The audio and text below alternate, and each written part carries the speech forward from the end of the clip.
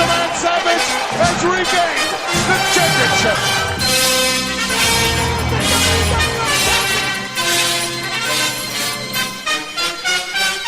This right here is the future of wrestling.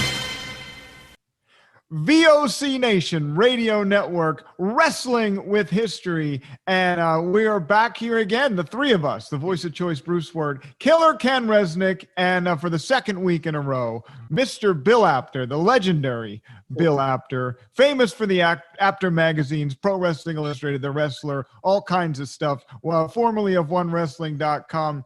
And gentlemen, I don't know about you, but I'm excited about this video thing. It's really taken off. It has. And by the way, because this is my second, and welcome Killer Ken too. It's so good to see you all lit up. You were complaining on Twitter about your lighting. No, I wasn't complaining about it. I was saying a lot of people said the darker it is, the better I look. That was the Crypt Keeper.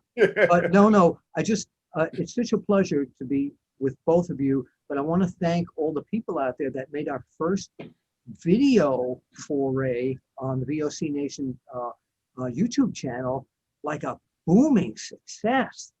Yeah. Oh, I mean, now listen, I have to say there's people that do tens of thousands of hits every time they launch a video, but the VOC Nation video channel is fairly new, or it's revived, right? It was once before, and now we're trying to revive it. And we got that up on VOCNation.com right alongside the old One Wrestling channel, which Bill still operates and adds videos to. But the first ever show, video cast of this show, did almost 1,000 views in the first week. So we want to continue to see you go on there, subscribe and watch, because the more that you do that, the better chance that we have to monetize it. And that's how we continue to bring all of the fantastic programming. Ken Resnick just asked me for a raise before we went on the air, and I can't do it without your help. Well, actually, I asked him for a raise, and he said, you know what, you're right, I'll quadruple it. But then I realized nothing times 4 is still nothing. So 0 times 0 is 0. Bill, you know we got a lot of views on video, because look at Bruce. Last week he was just in a VOC Nation t-shirt, now a sweater, collared shirt, well-groomed. Look at the difference a week made. Very collegiate looking. By the way, both of you asked me about the Sopranos jacket, so let me get this out of the way real quickly. I saw maybe a half of one episode. So this jacket, do you both remember, he's one of my favorite people and great guys, died at a very young age, Brad Armstrong. Yeah, the wrestler, sure. So Brad Armstrong's wife, Lori, worked for HBO. And one year at holiday time, I got a package at my doorstep, and it was an HBO show, and she sent me this and said, thank you for everything you've done for Brad. And this is the very cool jacket. There's a logo on let's see if you can see the logo on the back of this. Are you ready for everybody to get seasick here? I see a great shot. No, probably would have been better if I turned around. Hold on. What is he doing, Ken? Well, I was trying to show you the logo on the back of the jacket. But if you get some extensions around that thing, Bill, you could be Hulk Hogan. Comb over till I die. That's it. That's it. It's a beautiful jacket. And by the way, we're going to be talking in the second segment today about the Macho Man Randy Savage. Lots of people have asked us to cover the time that Macho Man almost killed Bill, which we will talk about. A lot of people have asked over the weeks about Ken's experience with Randy Savage, and we touched on it a little bit. But we'll go into Macho Man a little bit deeper. We want to talk about Raw and AEW last week. Yep, I got my Randy Savage on my microphone. After, all right. Okay. Kenny, how you doing, Kenny? I got the LJN version and the Hasbro version, by the way. Version, not virgin. By the way, right here. Oh, there she is. All right, during the first commercial, I'm going to grab Liz. Wait in the car. Anyway. Hey, Bruce, don't you wish you had both those still in their original packaging? Oh, Lord. I have a whole bucket there that I wish I had in the original packaging. I'd be a multi-millionaire. It's insane the way those things appreciate it. Actually, for Christmas, my wife bought me a used LJN ring, which again, new, wow. thousands of dollars. But I had to go out and get nylon rope to redo the ropes. It was in a little bit of a rough shape, but rehabbed it. I'll show everybody that either later in the show or next week. I have an original Lucha Libre ring. I really do. Can you see it? It's up on my wall over there. Right next to the New Japan poster.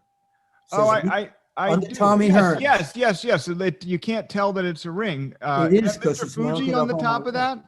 That's Tommy Hearns. There's photographs I took. The figure. You got a wrestling figure on the top of the ring. Is that Mr. Fuji? Oh, that's Mr. Fuji. Yes. Good eyesight. We'll do that. We'll go on a tour one night of Apter's Alley for everybody. All right. Before we get into talking about Raw this past week and Impact, because that's a new feature, we'll bring some of the current stuff to the show. Ken and I never like to do that, but Bill's more up on it than we are, and we'll try to at least peruse what's going on. I just want to remind everybody. Go to vocnation.com. Look at all of the fantastic programming that we have, and some of our shows are live, like In the Room, which records every Tuesday night. You can interact with former WCW star the Maestro, Pro Wrestling Illustrated's Brady, Hicks, and their fantastic team. You can call in every Tuesday night, and then we have a bunch of shows like this that are recorded and they drop once a week. Shelly Martinez, who was Ariel in WWE, and Salinas in TNA.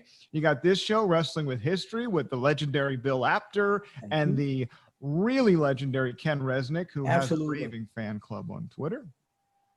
Maestro does WCW Retro. You got Sassy Stephie, Independent Star with Talkin' Sass. She just had Thunder Rosa from AEW on. Yeah. And Brisco and Big Ace generated lots of buzz for VOC Nation the last 2 weeks. He recently got engaged to Red Velvet from AEW.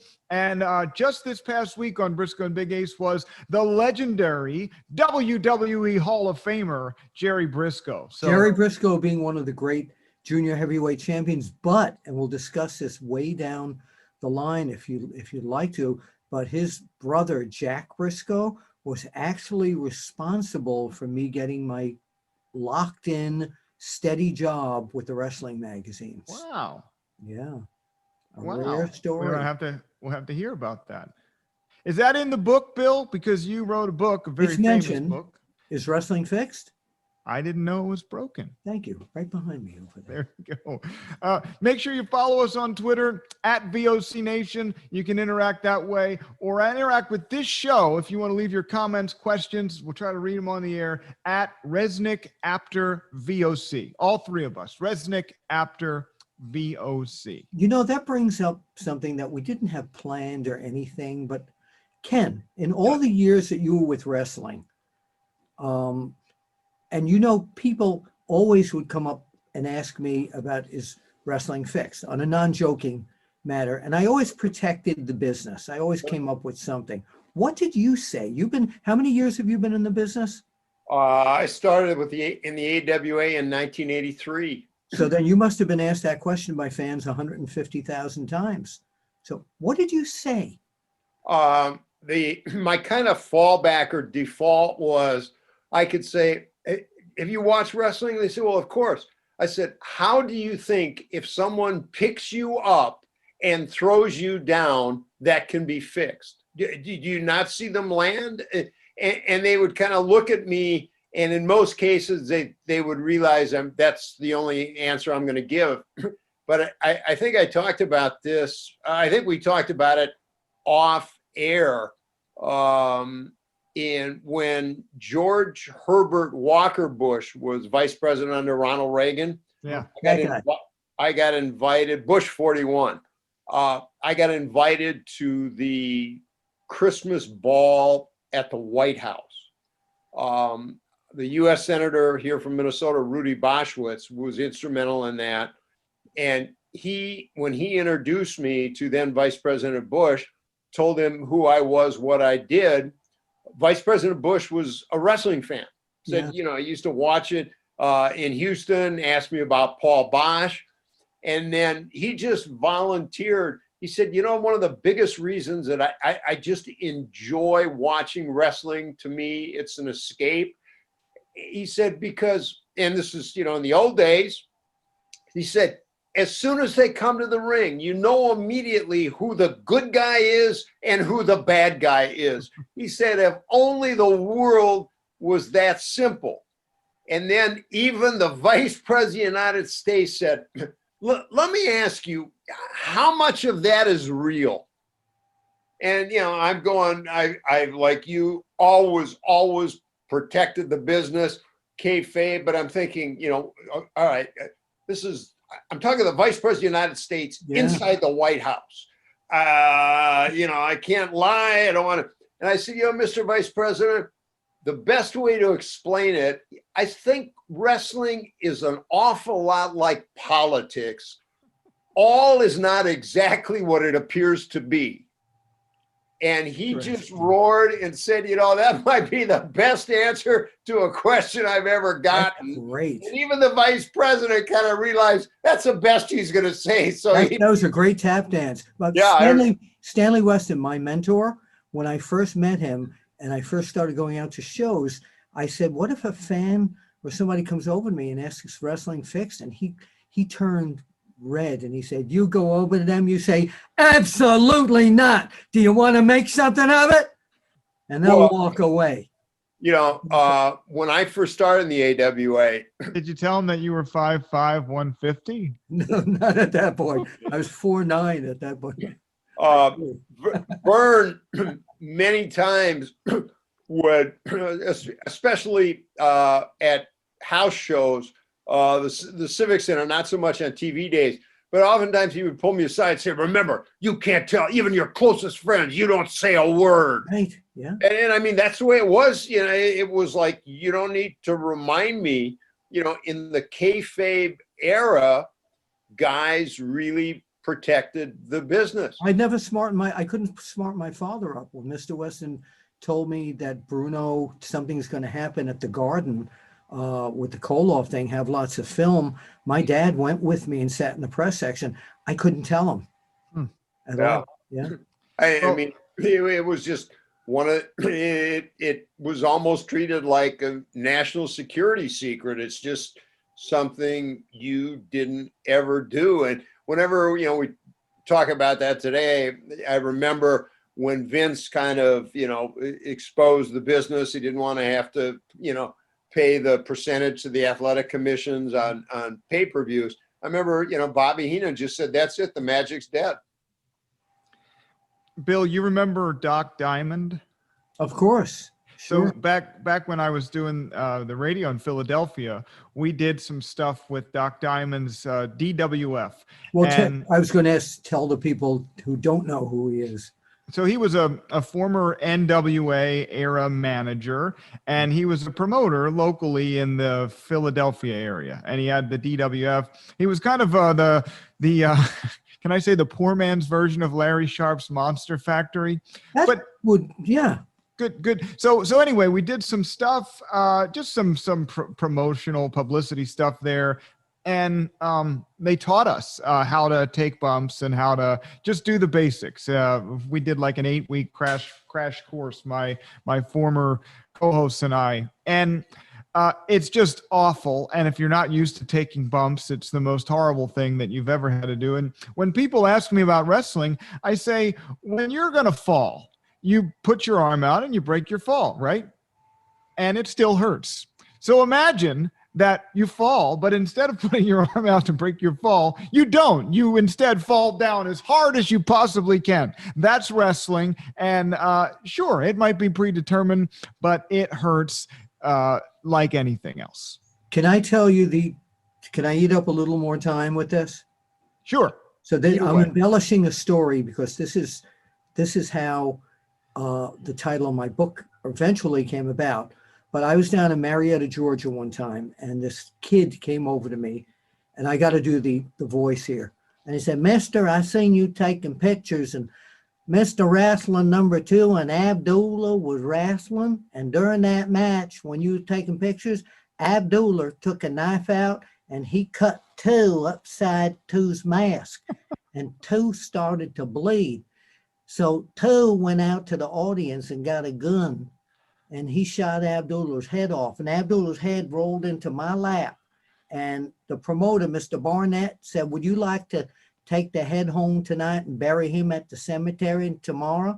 So I took Abdullah's head home. My mama didn't like that. We went to the cemetery the next day to bury Abdullah. Everybody showed up except two, because two still hated Abdullah. And we buried Abdullah's head and then his body 6 feet under. I was there. Can I ask you a question? Yeah. Was that fake? There's always a question. Bill, I would say the odds might be really good that the night before this young man talked to you, he probably watched Hush Hush Sweet Charlotte, the movie. I remember that. We're getting way down this dark path. Let's get into, we're going to talk about Randy Savage today in the second segment. If we get some time, I want to get into, because, Ken and I were on this quest through the 80s. We're in there in 1985, and I wanted to get into the build-up of the first WrestleMania. We may not get to it today. We try to keep these shows about an hour for our sake and for yours. And there's a nice hat, Bill, if you're watching on video. If you're not watching on video, you got to do it. So go to VOCNation.com, find the VOC Nation YouTube channel. You can find the way to get there right there, and click on it. Subscribe, and you can see all the antics that mostly Bill does. Ken and I are pretty boring. Bill's like, you got to see his background, too. I mean, it's amazing. Somebody called me the Carrot Top of pro wrestling. Something like that. Yeah. But I'm more excited to talk about Dynamite at some point, but Monday Night Raw was up against college football. They have some COVID issues in the WWE right now. You got Drew McIntyre, who had tested positive and was not able to really participate right in the show. Asymptomatic, thankfully. He came on and told everybody that. But underwhelming show leading up to the Royal Rumble. We're getting into WrestleMania season. I don't know. It's tough for me as a wrestling fan. When I described it online, I said the show was rawful. It's very, very good character. And I'll tell you why. The first thing, let me tell you the thumbs up, was the Ric Flair and Lacey Evans storyline. I love.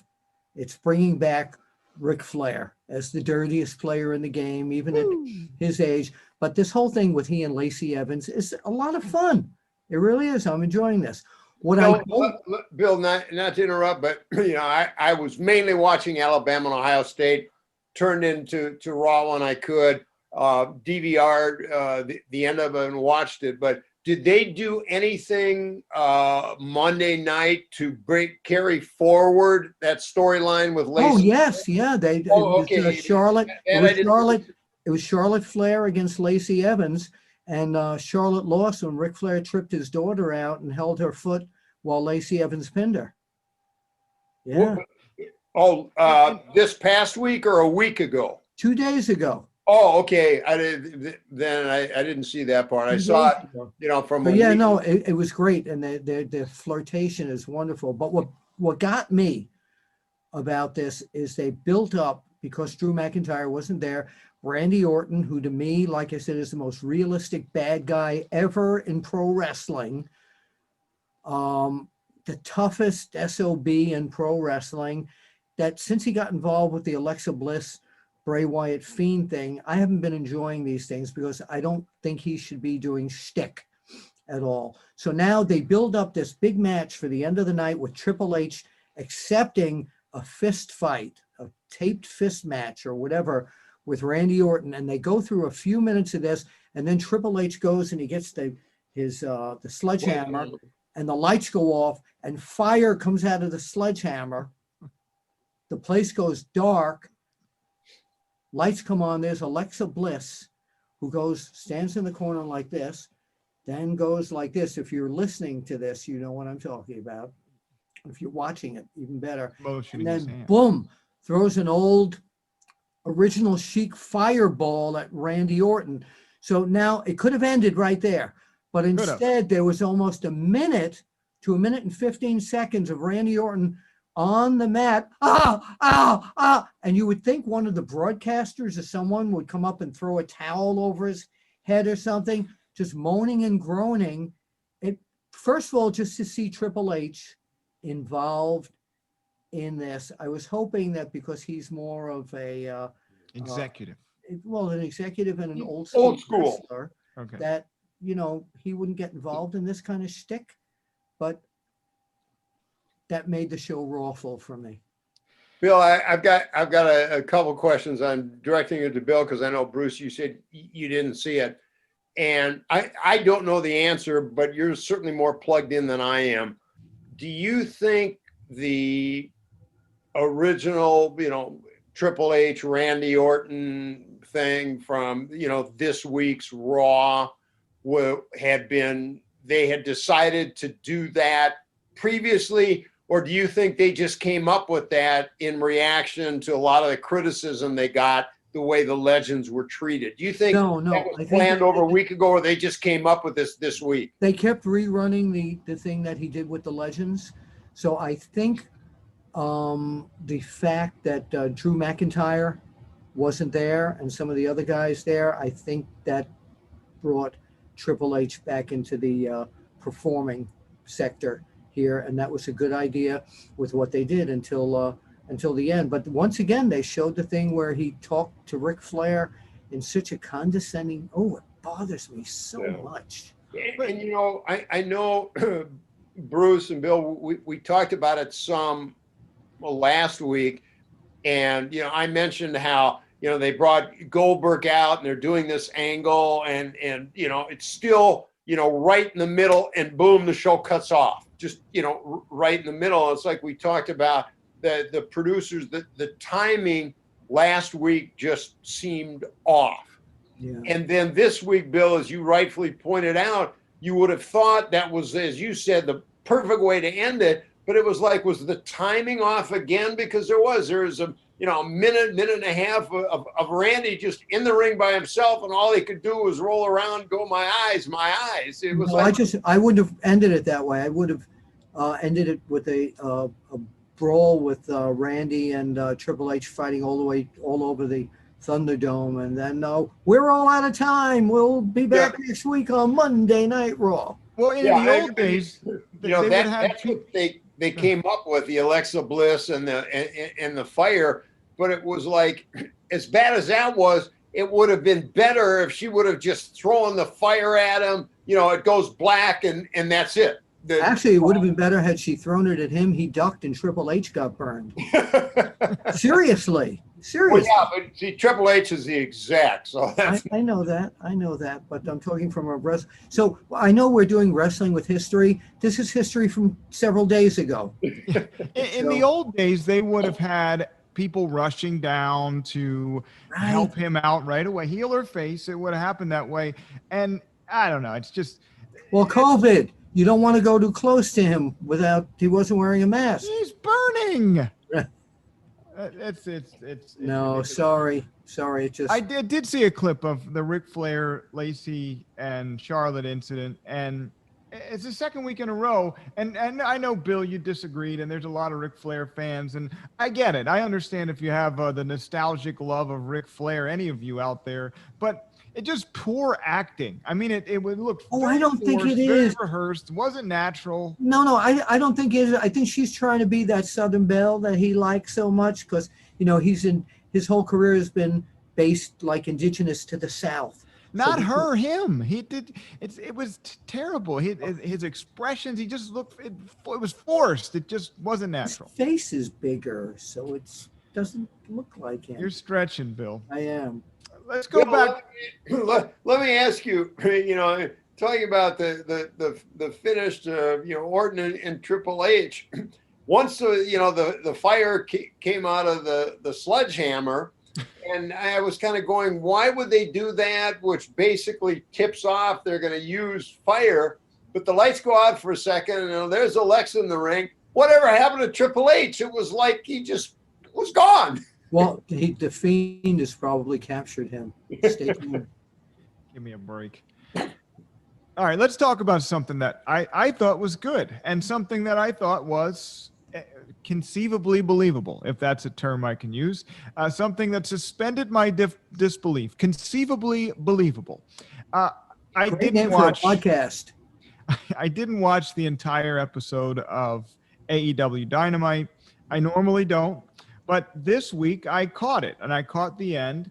And I know they've been doing this crossover thing with Impact, and Kenny Omega's been going back and forth.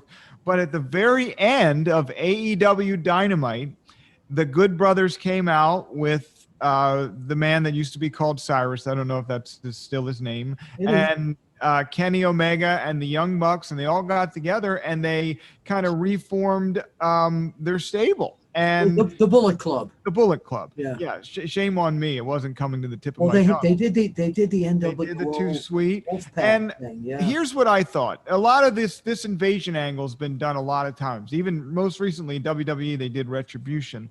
And it's not believable because you know that all these people work at the same company. But this is two different promotions. I could beat up have, the guys from Retribution. Really? What? Go ahead. I could beat up the guys from Retribution. Go ahead.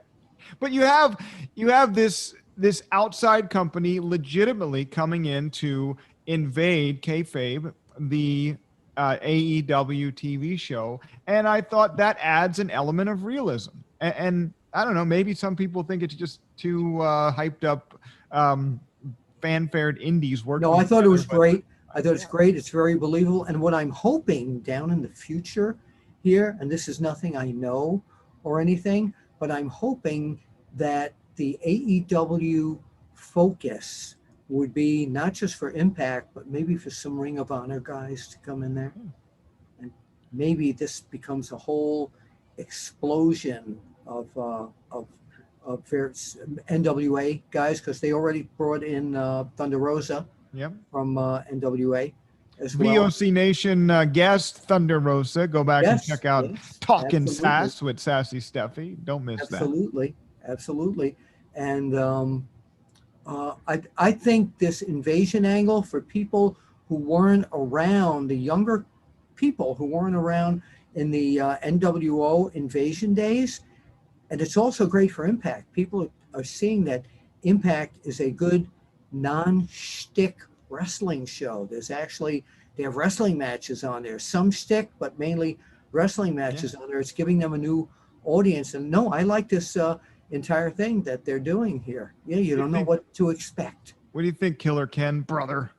I didn't see it, but it was like, wait a minute, factions invading. Geez, where have I seen that one before? But thinking about what we were talking about in Raw, the thing that popped into my mind, they've added, so many writers and talent. It was like, if you look at the most recent Raw, it's like maybe they had a David Copperfield with fire coming out and magically materializing. Yeah, but keep in mind that this is going through two different networks that are not associated with each other at all. So when you look at this, you wonder how TNT is reacting to AXS running their guys and stuff. I don't know what the deal is. I'm trying to investigative report and find out what the deal is here. But this is great because there's no real relationship between the TV stations. Well, it was like we talked about, off air before we started. A couple years ago when I did the short-lived, rebirth of Ring Warriors, they worked out a deal with Impact and brought in Austin Aries. And he defended originally he was going to challenge for the Ring Warriors title. Then they ended up having him defend the Impact title on Ring Warriors. And I know that, surprised me. I mean, back in the day, that would never happen. No, you're right. Taboo. I'm wondering if maybe, and now, not saying that AEW is a smaller promotion, but I kind of harken back, to the Pro Wrestling USA when the other promotions agreed to work together to hopefully slow down Vince taking over the country. And I'm wondering if maybe with the money behind AEW, these other promotions are saying, maybe if we do this and combine with AEW, we can kind of change the future of the business a little It's bit. the perfect time for it because unfortunately the ratings of the WWE shows are not where they should be. Although they're still making $1 zillion. Yeah. That's the bottom line. But in terms of TV people looking at what the ratings are, different story. I know Bruce and I talked about it in previous shows. Bill, think back to the late 80s, when there was AWA, WWF, and imagine where having 1.8 million viewers is now being looked at. Boy, are they in trouble. Right, exactly, right. You're right. You're absolutely correct, Ken. Yeah, I mean, if somebody would have come to you in the mid 80s and said, not a pay-per-view, just on regular TV, a promotion is going to have close to 2 million viewers on a show, you would have never believed it. No, not at all. And here people are, and the viewership and ratings have really gone down. But like you said, they still have 1.8 million viewers. Yeah. It'll be really interesting to see, Bruce, what the numbers are when they were going up against, Alabama, Ohio State for the national championship. It was about 1.7, I think 1.7, 1.8 million. Just a minute fraction of the Monday Night Wars when they were doing pimple 7 on the little TV picture. Right, but I mean, put that in perspective, up against the national championship college football game that many people in this year of COVID never thought would happen. They're up against the national championship live. They still draw almost 1.8 million viewers, and all people want to talk about is how bad the ratings are. That's amazing. No, it's amazing to me. That's By the about way, the same amount that we should be doing on YouTube. Just a couple of weeks. That's all it's going to take. So subscribe to the YouTube channel. Make sure you subscribe to Wrestling with History. Subscribe to the VOC Nation Radio Network on your favorite podcast app, Apple, Spotify, Stitcher, Google Play, wherever you like to get your podcast. By the way, hot off the presses, VOC Nation is now a part of the radio.com podcast family. So another place that you can get VOC Nation programming. That was one of the things, and we're up against a break, but real quick, guys, I've been doing this for 11 years now, and it's amazing, and there's been ups and downs, and we were probably one of the first podcasts in the world to have 100,000 listeners, and if I only would have stayed with it back then. But anyway, life takes its twists and turns, and here we are again, and just trying to rebuild this thing. I jumped back in with Brady a couple years ago, and the move to Megaphone was significant, and being part of that family to get the dynamically inserted ads, that was a big step. But this move to radio.com, where it amplifies our audience and amplifies the potential for listeners, is amazing. And I thank both of you guys for being on this journey, and everybody else that's part of the VOC Nation family. Yeah. Big news. And so when I saw that on radio.com, because I go there a lot to listen to a lot of the radio stations back from New York that I can't get, a lot of the country music stations that I like. Radio.com to me is, a regular place to go to shop for what you want to listen to. And man, oh man, it's great news, big news. It's where I listen to Sports Radio 94 WIP, Philadelphia. So anyway, big thing, and we'll continue to hopefully bring you Great programming here on VOC Nation. We'll take a quick break. I can't talk today. By the way, I just want to remind you guys, make you feel old as we talk about the Monday Night Wars. If you were born when WCW died in 2001, you'd be 20 years old today. People that are under 20 never saw a live Monday Night War. That's how much time has passed. This is Wrestling with History worldwide in the VOC Nation Radio Network. This is Matt Hardy, and you are listening to the VOC Nation.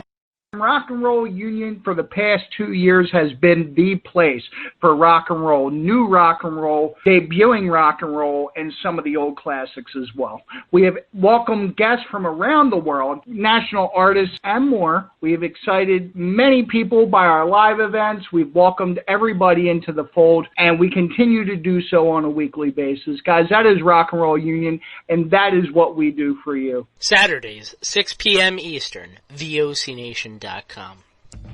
Since 2012, HISC Talk Radio has been bringing you the best of independent wrestling and wrestling on the worldwide scale, with interviews and other segments now featuring the Wrestling Historian with Craig Legans every Thursday night at 6 p.m. at VOCNation.com, or go to your Android or iPhone and type in VOC Nation Radio Network and subscribe to the greatest wrestling podcast network in the world. Listen to HISC Wrestling Podcast today.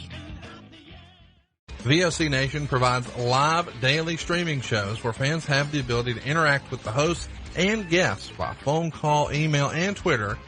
VOC Nation hosts include the legendary Ken Resnick, who you probably remember from the AWA and WWE, former WCW performer the Maestro, Wes Brisco, who you probably remember from Impact, Brady Hicks, who you remember from Pro Wrestling Illustrated, former WWE and TNA star Shelly Martinez, and former Philly radio personality Bruce Wirt.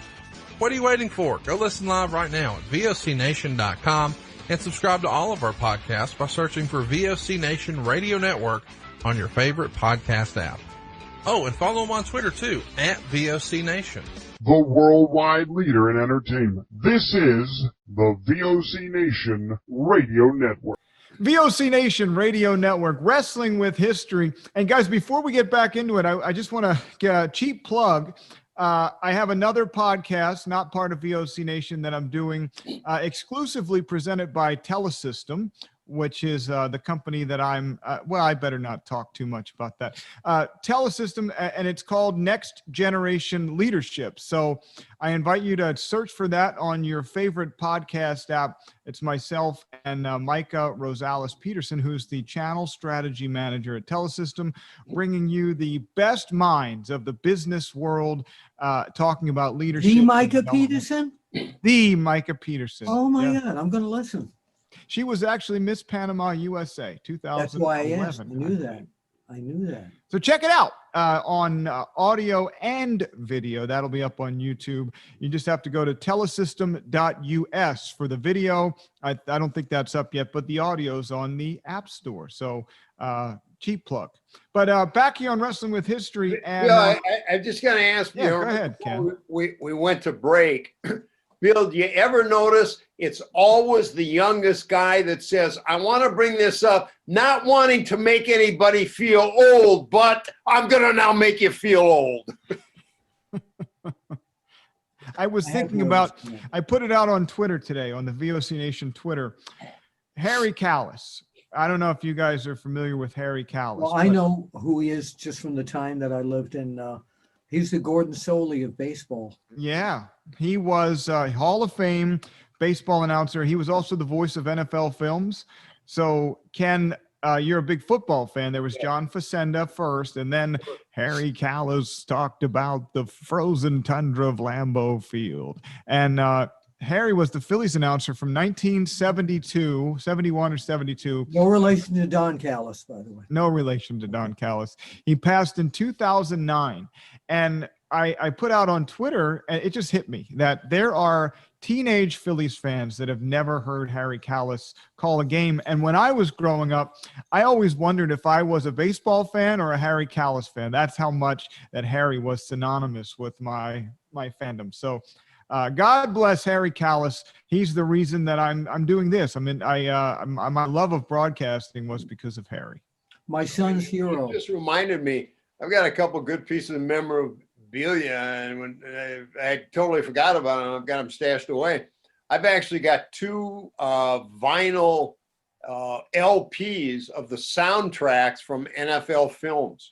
Wow. Nice. And I had forgotten about it for years and years. Some nights, you just don't feel like doing anything. And sometimes I just open, a bottle of wine, pour a glass of wine, and just, not classical music, but I would put those on, no verbiage, but just all the soundtracks from the different NFL films highlights. And it's great. You know what I found? Classic. I found, and I have this, I got it converted, and it's all silent, all of it. Back in the 1964, when my dad and I used to go to Madison Square Garden and sit in the balcony, I have 8mm short clips of Buddy Rogers, Johnny Valentine, Bruno Sammartino, Baba the Giant, and I'm going to be doing my one-man show online probably February or March with an invited 20 people audience per week, and I'm going to show those on there. Awesome. You were talking about soundtrack. This is a video track, no sound. Now, I got to say this because we've been teasing or not teasing, but toying around with this. Let us know if you're out there and you have some interest in some of Bill's old, never before seen clips. We're thinking about putting them up on a Patreon. So, you're talking about my audio, your audio interviews. Yes. Yeah. So if you're interested in that and there's value, it would be a very low price to get you to subscribe and listen. We don't want to give it away for free. So let us know. Tweet us at VOC Nation or send an email to bruce@vocnation.com and we'll think about it. We'll see. Now there's one up right now on the VOC for free. With the Grand Wizard talking about Don Leo Jonathan and against Pedro Morales, and then Pedro chimes in. I am ready for any kind of action, baby. Anyway. It's under the Apter Chat heading. So if you go to VOC Nation, the feed, we make it very easy. The show title's always first. So look for Apter Chat and then the headlines there. You'll see it. Check that out. By the way, before we get into Macho Man Randy Savage, if you're watching the video exclusively on YouTube for free, you see my figures. Bill's got his LJN version Randy Savage figure in a little bit better shape than my Randy Savage. He's got his Liz. My Liz still has her skirt. I got the Hasbro version, and behind me, the WWF, the original LJN ring. I'm trying to get a good view for the camera. There it is. You know what? With Vince when McMahon. When Zack Ryder showed interest in mine there, he thought that the WWF logo on there was not originally on that ring, because do you know the one that I had? I got at the first WWF Hall of Fame. They were the table. They were the table settings. Huh. Yeah. That's interesting. Yeah. And the logo was not on there? He wasn't sure. He thought I might have put a sticker on it, but it was that logo. Yeah. It is a sticker, but there's a groove in the ring for the stickers. So I know there was a version before that was I don't know if it was a WWF produced toy, but there is a ring that's a wrestling ring, and I think the WWF was affiliated with it, and it was very generic. So watch Zack Ryder's podcast if you want to know about toys. Yeah, he is the toy king. Let's get into Randy Savage, gang. Randy Macho Man Savage. This is a topic that everybody seems to ask us about, especially because you guys had to deal with his colorful personality. Born November 15th, 1952, died tragically May the 20th, 2011. And Bill, I don't know if you remember this, when Macho Man Randy Savage died, you, me, and my former radio co-hosts were on a plane heading to California to do Big Time Wrestling's WrestleFest.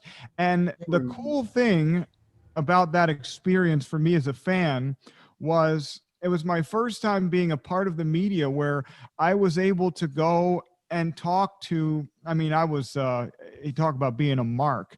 I got to talk to Bret Hart and Honky Tonk Man and all these people about their opinion of Randy. And my point is they would say everything on the camera, very nice, very polite, you know, cherished memories. And then the minute you press stop, you're like, oh, what an asshole, you know, that kind of thing.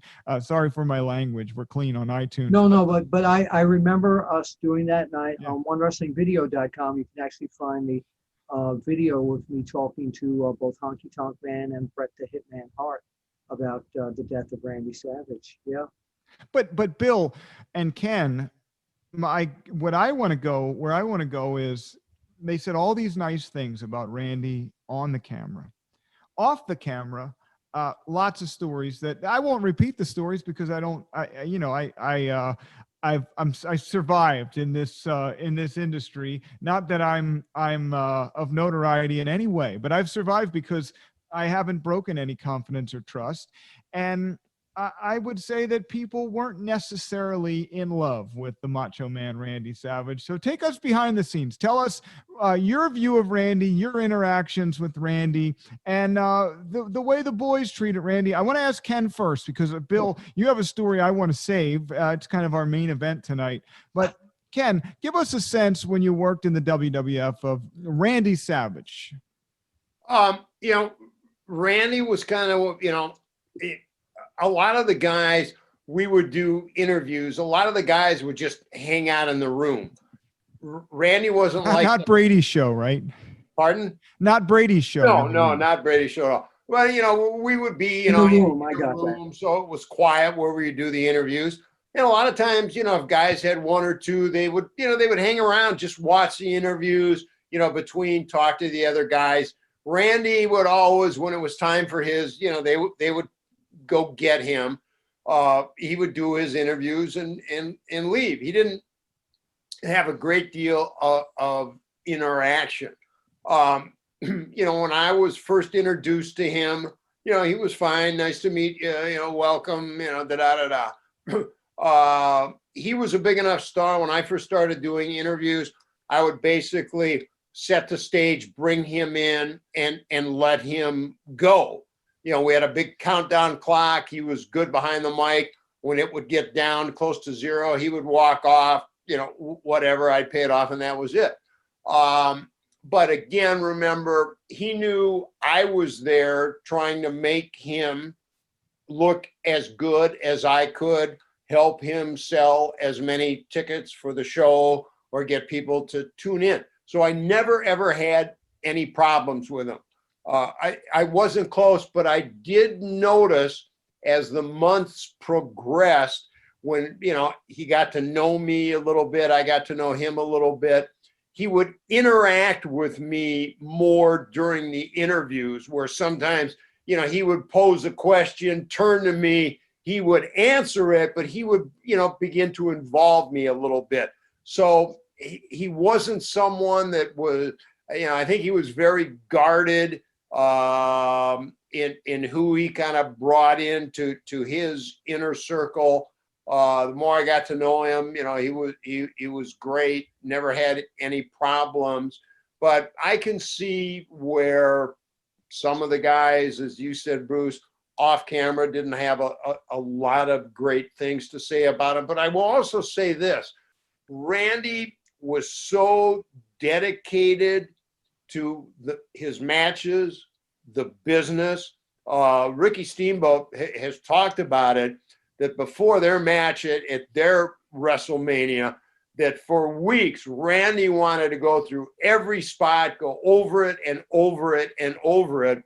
And I think part of the reason that he may not have been as well liked was because, most guys back in those days, the psychology, they'd have a few high spots, but kind of pretty much work off each other, just kind of walk through and see where the match took them, as opposed to false finishes or the finish that would be, talked about.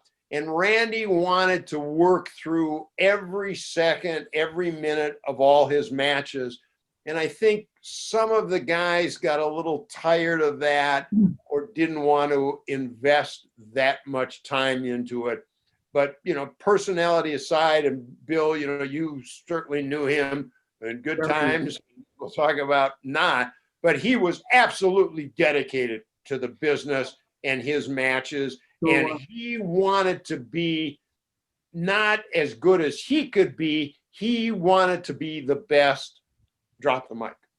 Now, and Bill, I'll tee you up with this. It almost sounds like Randy Savage was ahead of his time, because that's what happens now. Everybody does the over scripting or scripting of their match. But talk about that, and then tell us. You wrote about it in your book. There's a very famous incident that you had backstage in WCW. I did, but I want to set several records straight. Randy was a perfectionist. And it wasn't just about Randy Savage. It was about Randy Savage and his opponent. He wanted people to talk about that match that he and Steamboat, which you so well talked about here, which was one of my favorite matches too. He was a perfectionist. People used to tell me he used to write things on his hand to look at during the match as to what comes next. So I met Randy when he was a puppy in Memphis. And he was very... couldn't wait to, you know, publicity and be in the magazines. And I met he and his brother, Lanny Poffo, and his dad, Randy, not Randy, Angelo Poffo. And I knew them from traveling on the road. I had a great relationship that went far beyond, in a lot of ways. When the magazines were banned, for example, by WWF, and Randy was one of their major stars, if Randy saw one of our photographers somewhere, he'd give him a wink and he'd pull him over in a corner or whatever, and he'd let the guy take 2 or 3 pictures of him. You don't know where you got those, right? Okay, take a walk. Tell Bill Apter I said hello, man. So I always got messages back to me, hey, tell Apter I said hello, during the days of the ban. And he and I would talk periodically. We'd see each other on the road or in an airport or something. He was always, hey, Bill Apter, how you doing, man? And we talk. The things turned around, and this is the story, for things turned around to get very uncomfortable. I'd made a phone call to him. We were sitting in the editorial offices. He wasn't with us, discussing a storyline when he won the WCW World Heavyweight Championship. What are we going to do with this story? It's going to be a boring story, just Randy Savage wins the title. Going to sell 2 magazines? Maybe. Why don't we do this? One of the editors came up with an idea that some kid, as Randy Savage was coming down the railing there, some kid yells out, hey, old man, you can never be champion again. We all went, wow, that's great. So I said, I know Randy. I want to call him and make sure this is okay with him. So I told Randy what the headline would be: old man, the something or other that spurred Randy Savage to the World Championship. Hey, Bill Apter, you think it's going to be good? Yeah, go for it, man. So now magazine comes out, and a couple of months later, I'm in Los Angeles at the Inoki Peace Festival. And Eric Bischoff comes into the hotel about 1 o'clock in the morning. And I just happened to be down at the desk talking with a bunch of people. And Bischoff, I said, hey, Eric, he says, listen, I'm really tired. He says, I hope you have a good time at the Inoki Festival. Don't take any pictures of any of my guys. And by the way, Randy Savage wants to kill you. Remember when we talked about this last week, I said I didn't remember if you told me the story or Bischoff did. No, I told you the story. Eric doesn't remember a lot of this. Well, I had the in quick aside, when Hogan was doing Hogan and Friends in Allentown at Ag Hall, Mm-hmm. I through Jimmy Hart. We got to do some of the press for that. And I picked up Eric Bischoff from the Philadelphia airport, and I drove him to Allentown. And I said, we do a lot of work with Bill Apter. And I swear I heard this same story from Bischoff's side, but I'm not sure. You probably read it in my book. Maybe. No, I love Eric. Eric and I, but I don't want to, that's a story for another show. Okay. Yeah.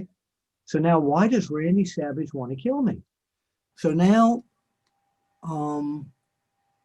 I fly back the next day and I'm like, really?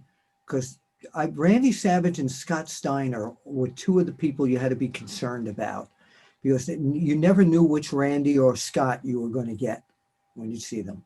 Randy was moody at times. So now we have a plaque made for Randy Savage. I have no idea what's coming. Comeback of the year. WCW. Look at this guy, left WWF. He was a broadcast, goes to WCW, wins the title, right? So I'm in Baltimore, and I keep hearing in my head that Randy Savage wants to kill me. I'm backstage in Baltimore in the dressing room area, and Gary Juster lets me back there, and the promoter. And Randy comes in from outside with Elizabeth and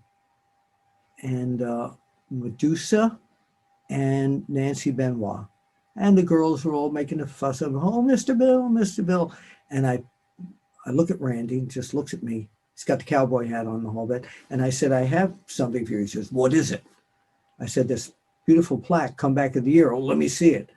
He holds the plaque up, looks at it, and he throws it against the wall as hard as he can.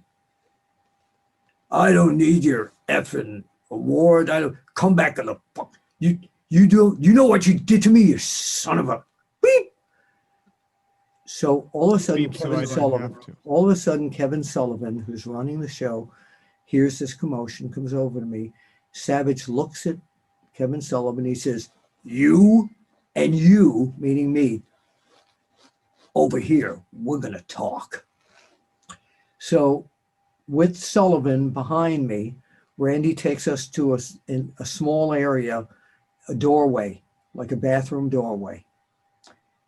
And there's no way I can get out of this doorway now. And he had just been at my house probably 2 months before doing a videotape for my kids, telling them how nice his daddy is and all this. You son of a bleep. You know what you did? No, I don't. Shut up. He said, you know the contract that I have with Slim Jim? Yeah, they're going to drop my fucking contract because of you. What are you talking about? Old man, they don't want an old man representing them. You son of a... And he's in my face, all red, and I could smell liquor on his breath as well. So Kevin Sullivan's standing there like, what's he going to do?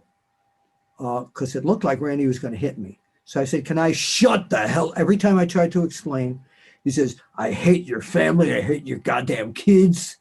And you know what? I hate you, man. And you know what? You ruined my... And then he spits at me.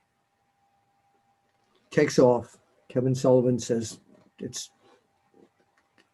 drinking, whatever, just forget about it.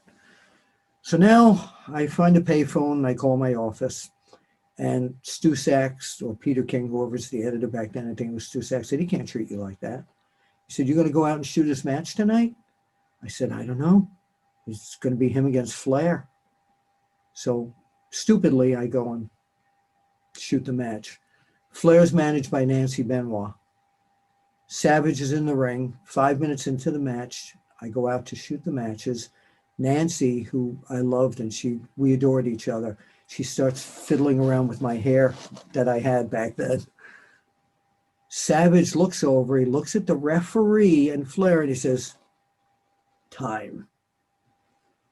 Comes over to where Nancy and I am, tells Nancy to move out of the way, and spits the biggest wad of spit into my face, worse than Vince McMahon and Bret Hart.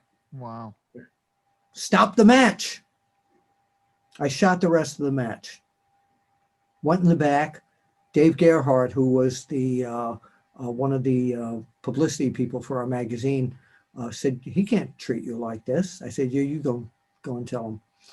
So now 2 or 3 days pass and Hulk Hogan calls me. He says, what the hell happened with you and Macho, man?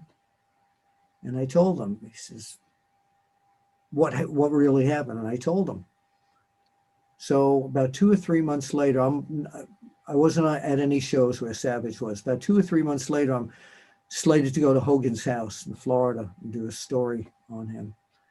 Before we go to his house, he says, I got a friend who wants to meet you.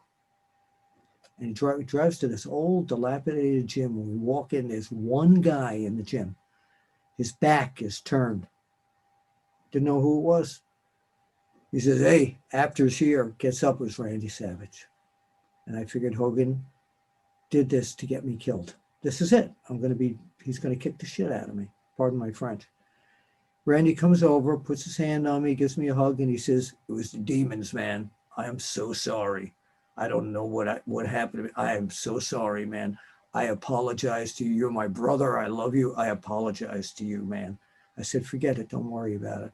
And that was the last time I saw him, actually. Talked to him a couple of times on the phone.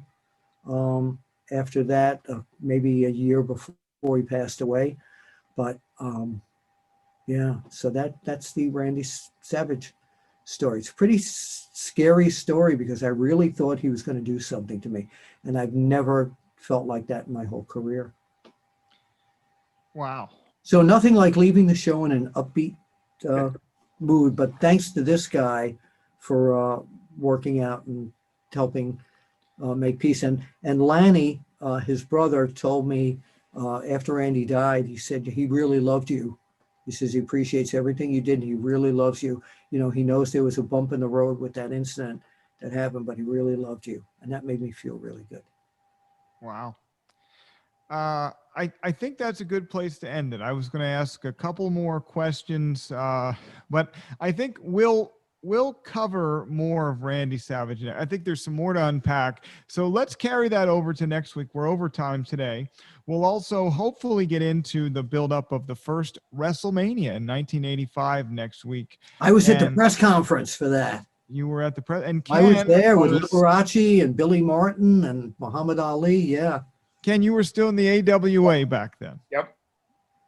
But I'm sure you were well aware of what was going on in New York. Yeah, Vern Gagne would not believe that this thing was going to happen or this thing's going to work. Yeah. Somebody was going to knock off Vince McMahon before this took place. That was the rumor. Yeah. Again, we'll talk about next week, but Vern basically thought, bringing in Mr. T and Cyndi Lauper and all these entertainment types was just, to him, Vince was making a joke of the business. To Vern, that was Vern's thinking. Sure. It's never going to work, and that's going to be the end of him. The thing's going to be a giant flop. This is great to talk about for the next show. I can't wait. Yeah, going to be a great show. Make sure that you go and you subscribe to VOC Nation on your favorite podcast app. Rate and review us on iTunes because that helps bump our positioning. We're in the top 10% of podcasts worldwide, VOC Nation Radio Network. The growth continues, but the money doesn't come in unless you subscribe and rate and review and get our reviews up. And we got to get that YouTube channel. We got to get 1,000 subscribers. Or send us $1,000 check. Well, I'll take that too. 4,000 viewing hours. So view away. This will be up probably by the weekend. These shows drop on Wednesday. So do all of that. And lots of fabulous programming on the VOC Nation Radio Network. Check out all of it. And that's it for this week. Great stories of the Macho Man Randy Savage. You don't want to miss next week as we dive into some more. We talk about WrestleMania, and we cover some of your feedback as well. For the legendary 16-time Hall of Fame member, Bill Apter, and Killer Ken Resnick, I'm the voice of choice, Bruce Wirt. We'll talk to you next week in Wrestling with History. Send us out, guys. See you eventually at the matches. Ken, you're supposed to give your piece out. Oh, I did. Yeah, I thought Bill was such a great tagline. I thought I could top that. I just let it go out on Bill. Go for it, Ken. Give me it. I'll splice it in. Whatever you do next week, don't you dare miss it. This is Matt Hardy, and you are listening to the VOC Nation.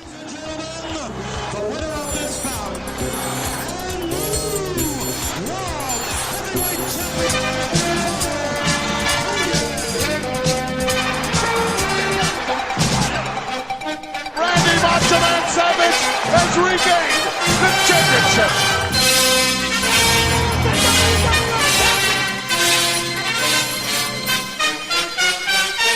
It's right here. is the future of wrestling.